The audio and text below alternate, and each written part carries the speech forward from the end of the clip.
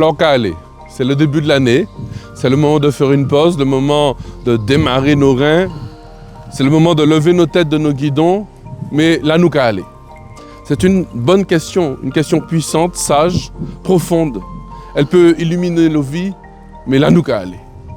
L'Orca-Allée, c'est as-tu bien réfléchi à ce que tu fais, à qui tu es, à ton héritage, à ta destinée? On peut dire aussi l'Orca-Allée comme ça. As-tu pris les bons moyens? Est-ce qu'il ne faut pas faire des changements dans ta vie? Mieux réfléchir, guérir avant de trouver le chemin du bonheur. L'Orca-Allée, ça veut dire quelle est ta destinée, ton projet, ton but. Où veux-tu aller? Ou encore, l'Orca-Allée Épissa.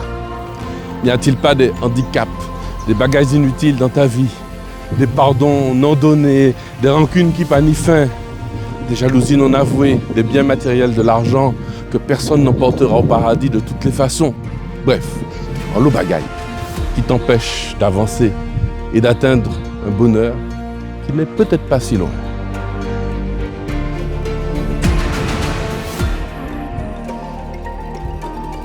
À l'allure où va le monde, se tromper de route, c'est se mettre en danger de disparition.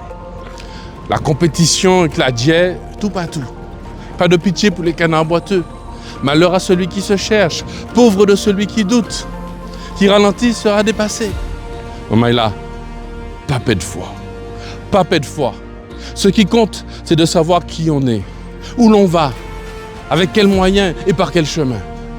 Il y a chez nous, en Martinique, des hommes et des femmes unis dans la diversité, décomplexés, qui n'envient rien aux autres, qui ne se méfient pas de l'avenir, qui croient au bien commun, qui sont prêts à s'investir, à miser sur les talents les uns des autres pour bâtir une civilisation de l'amour.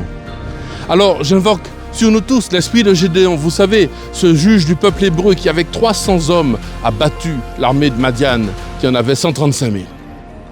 Je nous appelle, personnellement, en famille, en peuple, en église, à nous poser cette bonne question, l'en est à la Nouka-Allée.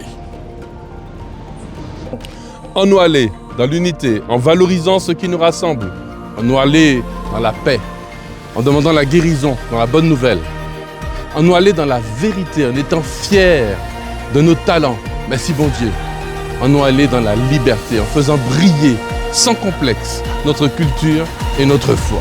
Bref, en nous aller. Puis Jésus-Christ, libérateur et sauveur, il est le chemin, la vérité et la vie. Bonne année 2026.